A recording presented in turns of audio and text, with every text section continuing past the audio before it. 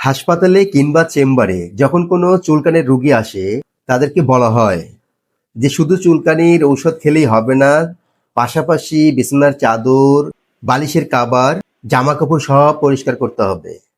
তখন রোগী উত্তর দেয়, স্যার আমাদের বাড়িঘর পরিষ্কার, জামাকাপড় পরিষ্কার। যদি বলা হয় যে এই কাপড় চোপড়গুলো কিভাবে পরিষ্কার করতে হয়, আপনারা কি জানেন? অনেকেই সঠিকভাবে উত্তর দিতে পারে না।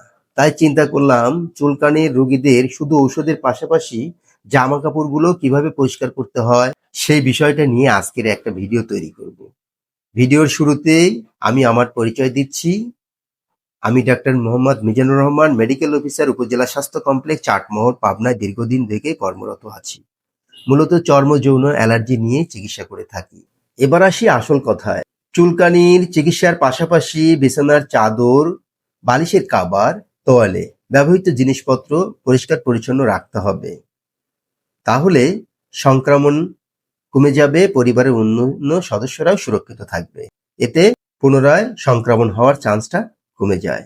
কেন কাপড় চোপড় ও বিছানা পরিষ্কার করা জরুরি? আমরা জানি শরীরের বাইরে চুলকানির যে মাইট, এই মাইটগুলো 3 দিনের বেশি বাঁচতে পারে না। কিন্তু এই সময়ের মধ্যে তাদের মাধ্যমে সংক্রমণ ছড়াতে পারে বা সংক্রমণের সম্ভাবনা খুব বেশি থাকে। তাই চিকিৎসা শুরু করার ওই দিন থেকেই জামাকাপড়, বিছানাপত্র, চাদর, তাওয়াল সবকিছু পরিষ্কার রাখতে হবে। কোন কোন জিনিস পরিষ্কার করা উচিত?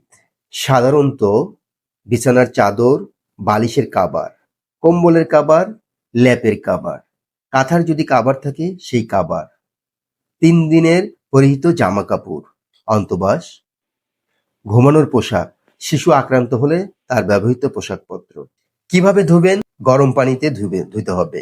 সম্ভব হলে 50 থেকে 60 ডিগ্রি সেলসিয়াস গরম পানিতে ধুতে হবে, কারণ এই মাইট গরম পানিতে মারা যায়। সাধারণ ডিটারজেন্টের ব্যবহার। কাপড় চোপড় ভালোভাবে পরিষ্কার করার জন্য ভালো মানের ডিটারজেন্ট ব্যবহার করাই যথেষ্ট। এর জন্য আলাদা কেমিক্যাল বা জীবাণুনাশকের প্রয়োজন নেই। ভালোভাবে শুকিয়ে নিন। জামা কাপড়গুলো খুব সুন্দর করে শুকাতে হবে। ভেজা, আর্দ্র, স্যাঁতসেঁতে জামা কাপড় পোশাক পরিধান করা যাবে না। যে কাপড়গুলো সাধারণত ধোয়া যায় না সেই কাপড়গুলোকে বদ্ধ প্লাস্টিকের ব্যাগের মধ্যে কমপক্ষে 3 দিন আলাদা রাখতে হবে, কারণ মানুষের শরীরের বাইরে এই মাইটগুলো সাধারণত বাঁচতে পারে না। কি কি ধোয়ার প্রয়োজন নেই?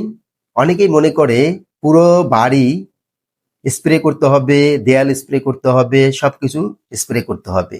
তার কোনো প্রয়োজন নেই।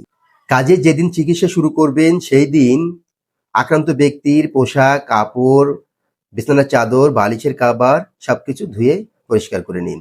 সাধারণত যে ভুলগুলো করা হয়, আক্রান্ত ব্যক্তির কাপড়গুলোই ধোয়া হয়, আক্রান্ত ব্যক্তির চিকিৎসাই করা হয় এবং ধোয়া ছাড়াও কাপড় পরিধান করা হয়।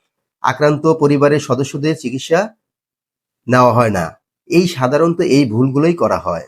মনে রাখবেন, আক্রান্ত ব্যক্তির ব্যবহৃত পোশাক পরিচ্ছদ যা ব্যবহার করা হয় সেগুলোকে ধুয়ে রোদ্রে ভালোভাবে শুকিয়ে নিতে হবে। তাহলে পরবর্তীতে এই সংক্রমণ এর আর সম্ভাবনা থাকবে না বা বারবার ফিরে আসার সম্ভাবনাও নেই এবং অন্যান্য পরিবারের যে সদস্যগুলো আছে তারাও সুরক্ষিত থাকবে।